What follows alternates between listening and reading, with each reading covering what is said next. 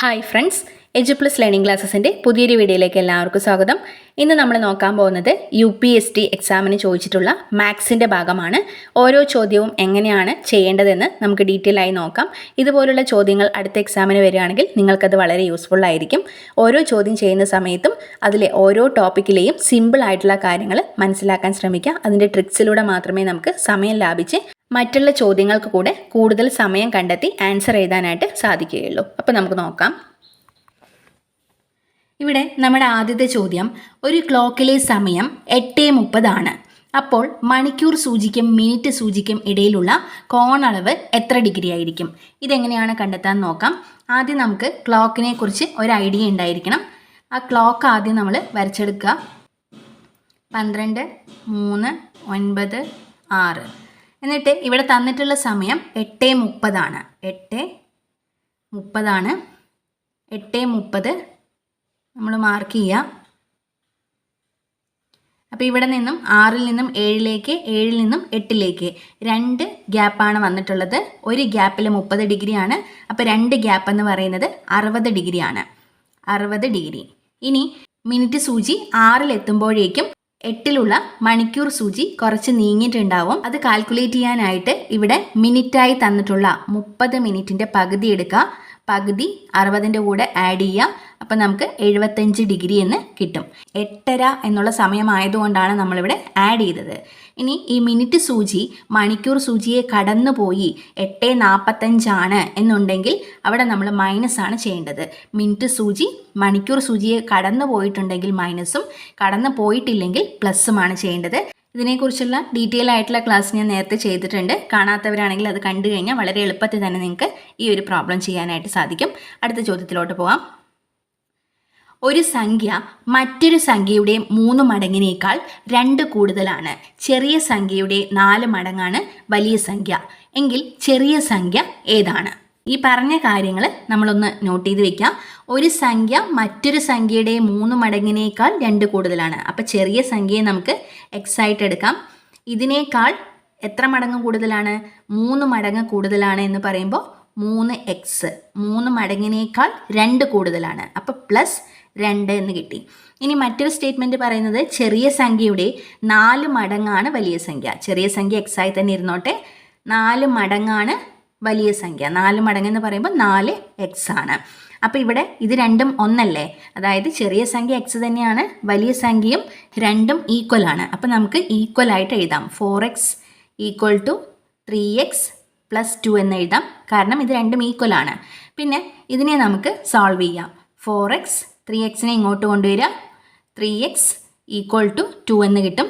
അപ്പോൾ 4x - 3x എന്ന് പറയുന്നത് x = 2 എന്ന ആൻസർ കിട്ടും. അപ്പോൾ ഇവിടെ ആൻസറായി വരുന്നത് ഓപ്ഷൻ എ ആണ്. 2 ആണ് കറക്റ്റ് ആൻസർ. അടുത്ത ചോദ്യത്തിലോട്ട് പോവാം. 2 സംഖ്യകളുടെ ശരാശരി 11.5ഉം അവയുടെ വ്യത്യാസം 11.5ഉം ആണെങ്കിൽ വലിയ സംഖ്യ ഡിവൈഡഡ് ബൈ ചെറിയ സംഖ്യ എത്രയാണ്? അപ്പോൾ ആദ്യം ഈ തന്നത് നമുക്ക് എഴുതി വെക്കാം. 2 സംഖ്യകളുടെ ശരാശരി. ശരാശരി എന്ന് പറഞ്ഞാൽ എന്താണ്? ശരാശരി കാണാനുള്ള ഇക്വേഷനാണ് തുക ബൈ എണ്ണം. തുക ബൈ എണ്ണമാണ്. ഇവിടെ തുക ബൈ എണ്ണം = 11.5 ആണ്. തുക ബൈ എണ്ണത്തിനെ നമുക്ക് 2 സംഖ്യയാണ് തന്നിട്ടുള്ളത്. അതുകൊണ്ട് x + y ആയിട്ട് എടുത്തു. ഒരു സംഖ്യ x ഉം രണ്ടാമത്തെ സംഖ്യ y ആയിട്ട് എടുത്തു. എന്നിട്ട് അതിന് എത്ര എണ്ണമാണുള്ളത്? 2 എണ്ണമാണ്. അപ്പോൾ അതുകൊണ്ട് 2 എന്ന് എഴുതി. x + y / 2 = 11.5 ആണ്. വ്യത്യാസം 11.5ഉമാണ്. അതായത് x - y എന്ന് പറയുന്നത് x - y എന്ന് പറയുന്നതും 11.5 ആണ് എന്ന് തന്നിട്ടുണ്ട്. അപ്പോൾ ഇതിൽ നിന്ന് വേണം നമ്മൾ കണ്ടെത്താനായിട്ട്. x + y / 2നെ നമുക്ക് സോൾവ് ചെയ്ത് എഴുതാം. x + y = 11.5. 2 ഡിവിഷനാണ്. അങ്ങോട്ട് പോകുമ്പോൾ ഇൻറ്റു ആകും. അപ്പോൾ നമുക്ക് എത്ര കിട്ടും? 23 എന്ന് കിട്ടും. 23. x + y = 23 എന്ന് കിട്ടി. ഇതിൽ 2 നമ്പർ മനസ്സിലായാൽ മാത്രമേ ആൻസർ കണ്ടെത്താൻ സാധിക്കുള്ളൂ. അതിനുവേണ്ടി നമ്മൾ എന്ത് ചെയ്യുന്നു? x + y = 23 + x - y = 11.5.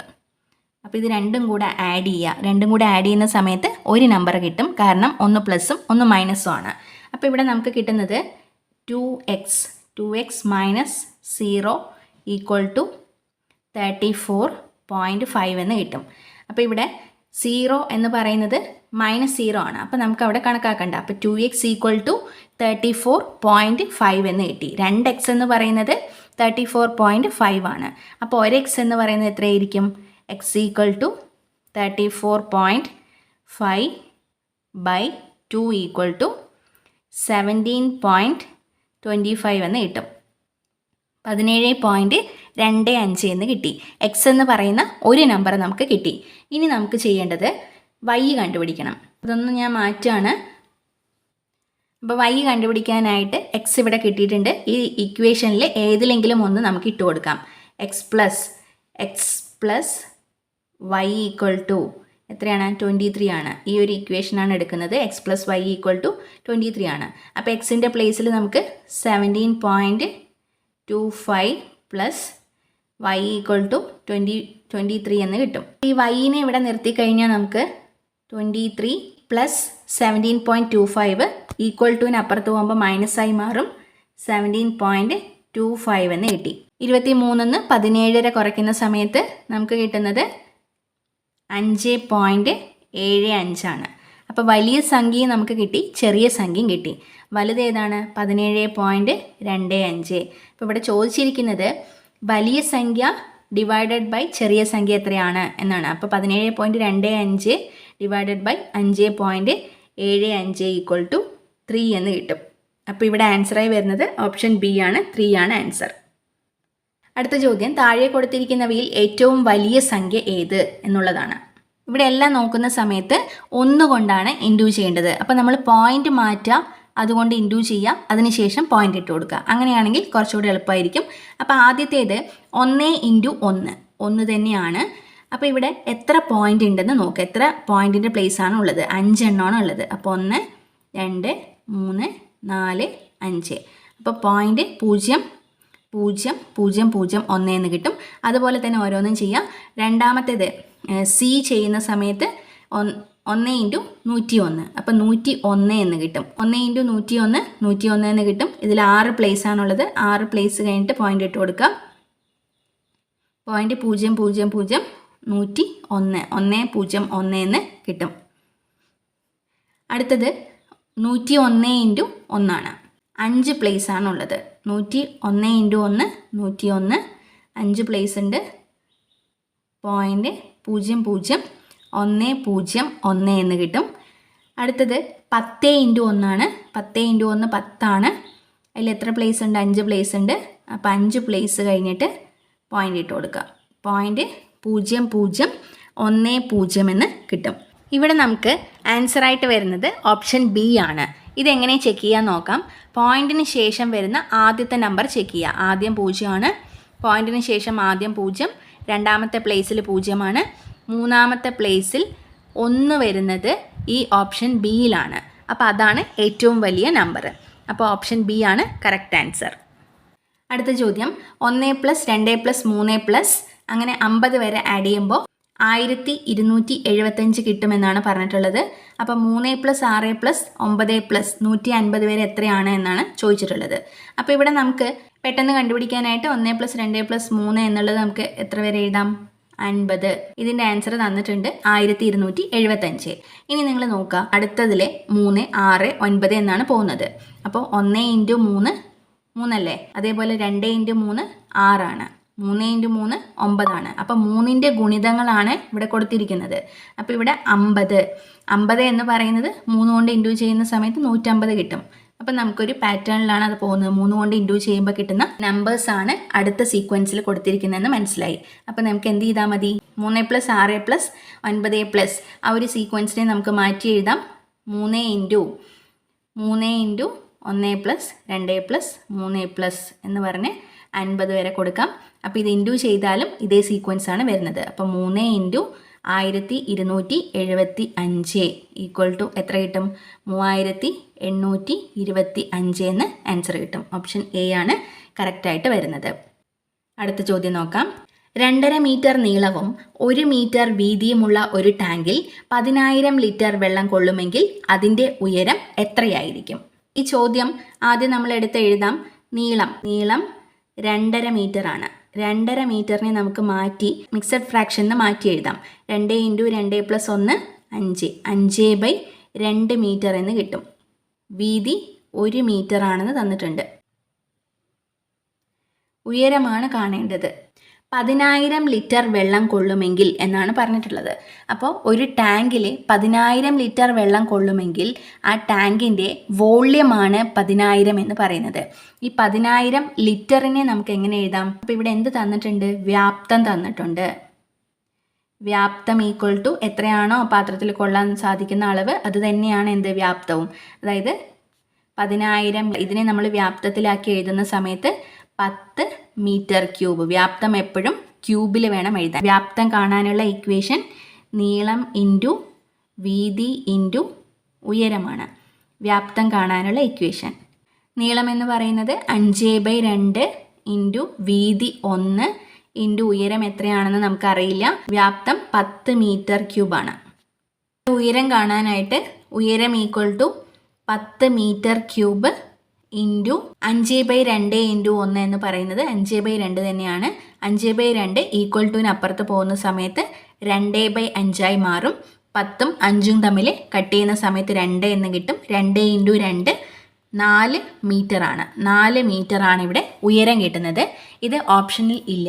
ഇങ്ങനെ ഒരു ഓപ്ഷൻ കൊടുക്കാത്തത് കൊണ്ട് തന്നെ ഇത് ചിലപ്പോൾ ഡിലീറ്റ് ആയി പോകാൻ സാധ്യതയുണ്ട്. അടുത്ത ചോദ്യം 10.1 cube plus 2.9 cube by 10.1 × 10.1 plus ഇത് നമ്മുടെ സർവ്വസമവാക്യത്തിൽ നിന്ന് ചോദിച്ചിട്ടുള്ളതാണ്.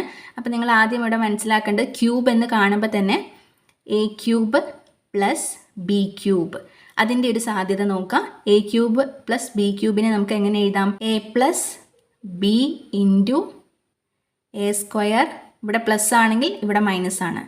മൈനസ് ab പ്ലസ് b² ആണ് ഇക്വേഷൻ വരുന്നത്. ഇത് എന്താണ് തന്നിട്ടുള്ളത്? a cube plus b cube ആണ്. താഴെ തന്നിട്ടുള്ളത് a² പ്ലസ് b². a² ഇവിടെയുണ്ട്, ഇവിടെ b² ഉണ്ട്. അത് തിരിച്ചും മറിച്ചും എഴുതിയാലും സെയിം തന്നെയാണ്. മൈനസ് എ ബി എന്ന് തരുന്നതിന് പകരമായിട്ട് 10.1 × 2.9 ഇൻറ്റു ചെയ്ത ആൻസർ ആണ് തന്നിട്ടുള്ളത്. പ്ലസ് b ക്യൂബ് ഈ ബൈ എന്ന് പറഞ്ഞ് തന്നിട്ടുള്ളത് ഈ ഭാഗമാണ്. a² minus ab plus b² ആണ്. അപ്പോൾ ഇവിടെ ബാക്കി വരുന്നത് a പ്ലസ് b ആണ്. അപ്പോൾ നമുക്ക് a പ്ലസ് b എന്ന് കണ്ടാൽ മതി. a എന്ന് പറയുന്ന നമ്പർ 0.1 ആയിട്ട് എടുക്കുക. a പ്ലസ് b എന്ന് പറയുന്നത് 2.9 ആയിട്ട് എടുക്കുക. 13 എന്ന് നമുക്ക് കിട്ടും. ഓപ്ഷൻ ഡി 13 ആണ് ആൻസർ ആയിട്ട് വരുന്നത്. അടുത്ത ചോദ്യം നോക്കാം. സീനയും മീനയും 2:3 എന്ന അംശബന്ധത്തിൽ ഒരു തുക ഭാഗിച്ചപ്പോൾ കിട്ടിയതിനേക്കാൾ 804 രൂപ കൂടുതൽ അതേ തുക 4.1 എന്ന അംശബന്ധത്തിൽ ഭാഗിച്ചപ്പോൾ സീനയ്ക്ക് കിട്ടി എങ്കിൽ അവർ ഭാഗിച്ച തുക എത്രയാണ്? അപ്പോൾ സിമ്പിളായിട്ട് നമുക്ക് ചെയ്യാം. ഇത് ഒരു തുകയെയാണ് ബാധിക്കുന്നത്, 2 തുകയല്ല. അതുകൊണ്ട് നമുക്ക് ഈ പറഞ്ഞ മെത്തേഡിൽ ചെയ്യാം. ആദ്യം സീന. അപ്പോൾ ഓരോരുത്തരുടെയും പേര് നോട്ട് ചെയ്ത് വെച്ച് എഴുതാം. സീന, മീന. 2:3 എന്ന അംശബന്ധത്തിൽ ഒരു തുക ഭാഗിച്ചപ്പോൾ കിട്ടിയതിനേക്കാൾ 804 രൂപ കൂടുതൽ 4:1 എന്ന അംശബന്ധത്തിൽ ഭാഗിച്ചപ്പോൾ സീനയ്ക്ക് കിട്ടി. അതായത് സീനയ്ക്ക് എത്ര രൂപ കിട്ടി? 804 രൂപ അധികമായിട്ട് കിട്ടി എങ്കിൽ അവർ ഭാഗിച്ച തുക എത്രയാണ്? അപ്പോൾ ഈ 2 ഭാഗത്തിൽ നിന്നും 2 ഭാഗം കൂടിയപ്പോഴാണ് എന്ത് കിട്ടിയത്? 804 രൂപ അധികം കിട്ടിയത്. അതിൻ്റെ അർത്ഥം എന്താണ്? 2 ഭാഗം എന്ന് പറയുന്നത് 804 ആണ്. ആകെ എത്ര ഭാഗമുണ്ട്? ഇവിടെ 2ഉം ഇവിടെ 3ഉം കൂടെ 5, ഇവിടെ 4ഉം 1ഉം കൂടെ 5. ആകെ 5 ഭാഗമാണ് ഉള്ളത്. അപ്പോൾ ഒരു ഭാഗമാണെങ്കിൽ എത്രയാണ്? ഒരു ഭാഗമാണെങ്കിൽ 402 രൂപയാണ്. ഇതിൻ്റെ പകുതിയാണ് 402 രൂപ. അവിടെ ചോദിച്ചിരിക്കുന്നത് അവർ ഭാഗിച്ച തുക എത്രയാണ്, അതായത് ഈ 5 ഭാഗം എത്രയാണ് എന്നാണ് ചോദിച്ചിരിക്കുന്നത്. ഒരു ഭാഗം 402 ആണെങ്കിൽ 5 ഭാഗം കാണാൻ എന്ത് ചെയ്താൽ മതി? 402 × 5 ചെയ്താൽ മതി. അപ്പോൾ എത്ര കിട്ടും? 2010 എന്ന് കിട്ടും. 2010 ആണ് ഇവിടെ ആൻസറായിട്ട് വരുന്നത്. അടുത്ത ചോദ്യം നോക്കാം.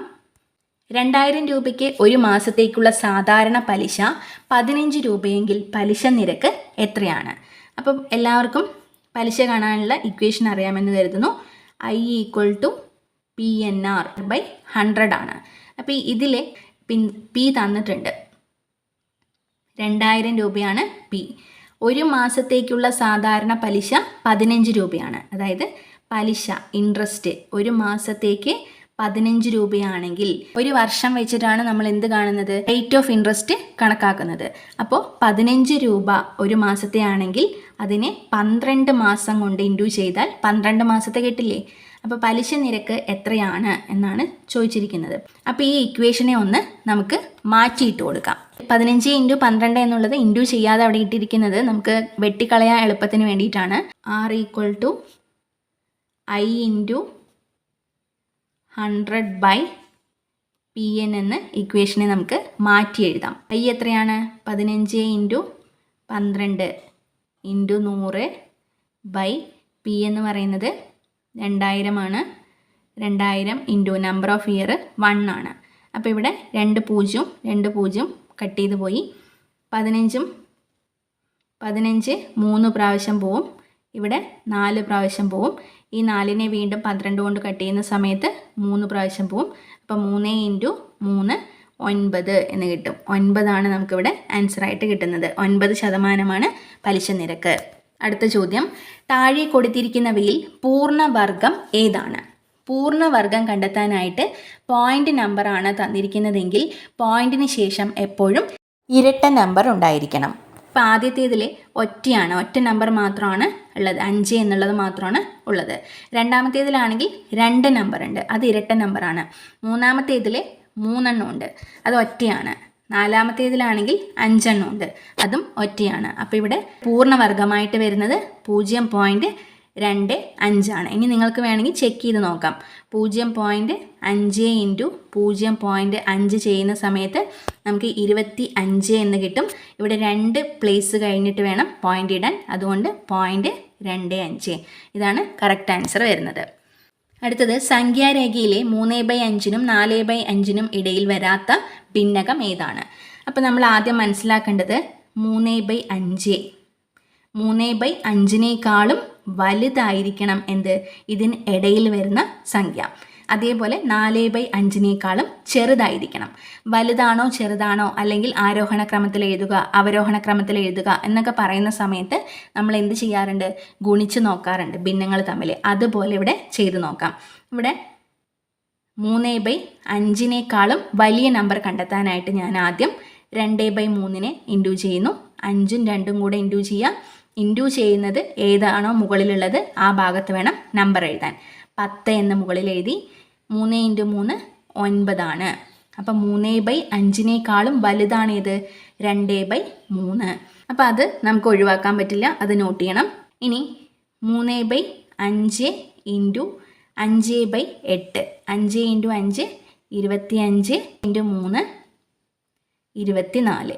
അപ്പോൾ 3/5 വലുതാണേത്, 5/8.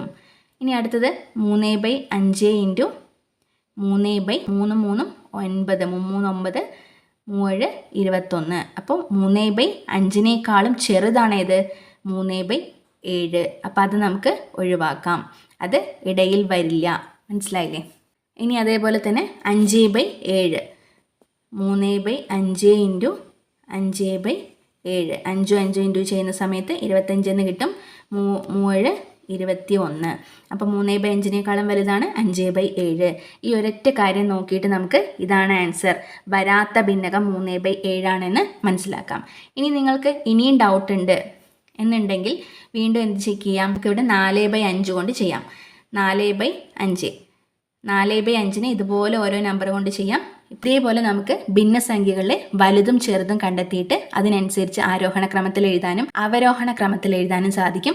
അതുപോലെ വലുത് ഏതാണ് ചെറുത് ഏതാണ് എന്നൊക്കെ ചോദിക്കുന്ന സമയത്ത് ഈ ഒരു മെത്തേഡ് ഫോളോ ചെയ്താൽ മതി. അടുത്ത ചോദ്യം, 2 സംഖ്യകളുടെ ഉസാഗ 16 ആണ്. അതായത് HCF 16 ആണ്. LCM 192 ആണ്. LCM 192. ഒരു സംഖ്യ 64 ആയാൽ രണ്ടാമത്തെ സംഖ്യ ഏതാണ്? ഇത് പെട്ടെന്ന് കണ്ടുപിടിക്കാൻ സാധിക്കും. 2 സംഖ്യകൾ തമ്മിലുള്ള ഗുണനഫലവും അതേ സംഖ്യകളുടെ HCFൻ്റെയും LCM ഗുണനഫലവും തുല്യമായിരിക്കും. അപ്പം നമുക്ക് 16 ഇൻറ്റു 192 ഈക്വൽ ടു എന്താണ് വരിക? ആദ്യത്തെ സംഖ്യ ഇൻറ്റു നമുക്കറിയാത്തൊരു സംഖ്യ അല്ലേ?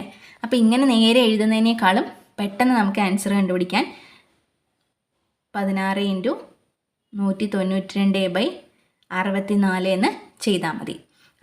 ഇത് രണ്ടും നമ്മൾ കട്ട് ചെയ്യുന്ന സമയത്ത് 4 എന്ന് കിട്ടും. ഈ 4നെ വീണ്ടും 192 കൊണ്ട് കട്ട് ചെയ്യുന്ന സമയത്ത് നമുക്ക് 48 എന്നാണ് കിട്ടുക. അപ്പോൾ ഇവിടെ ആൻസറായി വരുന്നത് 48. ഓപ്ഷൻ എ ആണ് കറക്റ്റ് ആൻസർ. അടുത്തത് 2³ ഇൻറ്റു 5⁴ വില എത്രയാണ്? അപ്പോൾ നമുക്ക് 2³ എത്രയാണെന്ന് അറിയാം, 8 ആണ്. 5 ഇൻറ്റു 5 ഇൻറ്റു 5 ഇൻറ്റു 5 ഇങ്ങനെയും ചെയ്യാം. 5 5 25, ഈ 5 5 25. അപ്പോൾ 25ൻ്റെ സ്ക്വയർ എല്ലാവർക്കും അറിയാം, 625. 625 ഇൻറ്റു 8 എന്ന് പറയുന്നത് 5000 ആണ്. 625 ഇൻറ്റു 8 5000. ആൻസർ ഓപ്ഷൻ ബി 5000 ആണ്. അടുത്തത് 4/20 + 8/200 + 32/2000. അപ്പോൾ ഇതിനെ നമുക്ക് ആദ്യം ചെറുതാക്കിയെടുക്കാം. 4/20നെ പകുതിയാക്കുന്ന സമയത്ത് 2/10 + 4/100. വീണ്ടും 32/2000 ചെറുതാക്കുന്ന സമയത്ത് 16/1000. അപ്പോൾ നമുക്കിനി ഈസി ആയിട്ട് ഇതിനെ പോയിന്റിലേക്ക് മാറ്റാം. താഴെ ഒരു 0 ആണെങ്കിൽ ഒരു പോയിന്റ് മാറ്റിയിട്ട് കൊടുക്കാം. 0.2 + 2 0 ആണെങ്കിൽ 2 പ്ലേസ് മാറ്റിയിട്ട് കൊടുക്കണം. 0.04 + 3 0 ആണെങ്കിൽ 3 പ്ലേസ് മാറ്റിയിട്ട് കൊടുക്കണം. 0.016. ഇനി ഇതെല്ലാം കൂടെ ആഡ് ചെയ്യുക. ആഡ് ചെയ്യുന്ന സമയത്ത് പോയിന്റുകൾ ഒരേ സ്ഥലത്ത് വേണം വരാനായിട്ട്. 0.016 + 0.04 ഒരേ പ്ലേസിൽ പോയിന്റ് വരുന്ന രീതിയിൽ എഴുതിയാൽ ആൻസർ കറക്റ്റായി വരുള്ളൂ. ആഡ് ചെയ്യുന്ന സമയത്ത് 652 0.256 എന്ന് കിട്ടും. 256. ഓപ്ഷൻ സി ആണ് കറക്റ്റ് ആൻസർ. അടുത്തത്, ഒരു ജോലി ചെയ്തു തീർക്കുവാൻ ബാലു തനിച്ച് ചെയ്താൽ 10 ദിവസവും രാമു തനിച്ച് ചെയ്താൽ 15 ദിവസവും വേണം. രാമുവും ബാലുവും ജോലി ചെയ്താൽ എത്ര ദിവസം കൊണ്ട് ആ ജോലി തീർക്കാം? ഇത് പല രീതിയിൽ ചെയ്യാൻ സാധിക്കും. ഒന്നാമത്തെ മെത്തേഡ് എന്ന് പറയുന്നത് 2 പേരുടെ കാര്യം മാത്രമാണ്, അവർ തനിച്ച് ചെയ്ത കാര്യവും ഒന്നിച്ച് ചെയ്ത കാര്യമാണ് പറയുന്നതെങ്കിൽ നമുക്ക് പെട്ടെന്ന് 1/10. ഇവിടെ എന്താണ്, 2 പേരും ഒരുമിച്ച് എന്നാണ് പറയുന്നത്. ഒരുമിച്ച് എന്ന് പറഞ്ഞാൽ പ്ലസ് ഇടുക. 10 ദിവസത്തെയാണ് 1/10 എഴുതിയിട്ടുള്ളത്. 15 ദിവസത്തെ 1/15 ആയിട്ട് എഴുതാം. എന്നിട്ട് 1/15 ഇത് രണ്ടും കൂടെ പ്ലസ് ചെയ്യുക. പ്ലസ് ചെയ്യുന്ന സമയത്ത് 10ൻ്റെയും 15ൻ്റെയും LCM കാണാം, 5 2. ഇനി ഇത് നമുക്ക് ചെയ്യാൻ പറ്റില്ല, അപ്പോൾ ഇതുകൊണ്ട് ഇൻറ്റു ചെയ്യാം. 5 × 2 10, 10 × 3 30. 30 LCM. 30 10 30 ആവാൻ 3 കൊണ്ട് ഇൻറ്റു ചെയ്യണം. അപ്പോൾ മുകളിൽ 3 കൊണ്ട് ഇൻറ്റു ചെയ്യുമ്പോൾ 1 × 3 3 എന്ന് കിട്ടും. 15 30 ആവാൻ 2 കൊണ്ട് ഇൻറ്റു ചെയ്യണം. അതേ 2 കൊണ്ട് മുകളിൽ ഇൻറ്റു ചെയ്യണം. അപ്പോൾ 2 എന്ന് കിട്ടും. അപ്പോൾ 5/30 എന്ന് കിട്ടും. ഇതിനെ നേരെ തിരിച്ചിടുക. 30/5 = 6 എന്ന ആൻസർ കിട്ടും. അപ്പോൾ ഇവിടെ കറക്റ്റ് ആൻസർ വരുന്നത് ഓപ്ഷൻ ഡി ആണ്, 6 ആണ്. ഈ മാത്സിൻ്റെ പ്രോബ്ലംസ് എല്ലാം നിങ്ങൾക്ക് കിട്ടിയെന്ന് കരുതുന്നു. അപ്പോൾ ഇതുപോലെയാണ് മാത്സ് ചെയ്യേണ്ടത്. ചെയ്യുന്ന സമയത്ത് ഓരോ ടോപ്പിക്ക് പഠിക്കുമ്പോഴും അതിലുള്ള എളുപ്പ വഴികളെക്കുറിച്ച് ചിന്തിച്ച് അതിലൂടെ പോയാൽ മാത്രമേ നമുക്ക് പെട്ടെന്ന് ആൻസർ ചെയ്യാൻ സാധിക്കുള്ളൂ. അല്ലാതെ നമ്മൾ ഒരുപാട് സമയം ഇങ്ങനെ ഇരുന്ന് കഴിഞ്ഞാൽ മാത്സ് മാത്രം ചെയ്യാനുള്ള സമയം കിട്ടുള്ളൂ. അപ്പോൾ എല്ലാവർക്കും മനസ്സിലായെന്ന് കരുതുന്നു. നമുക്ക് മറ്റൊരു ക്ലാസ്സുമായി കാണാം. താങ്ക്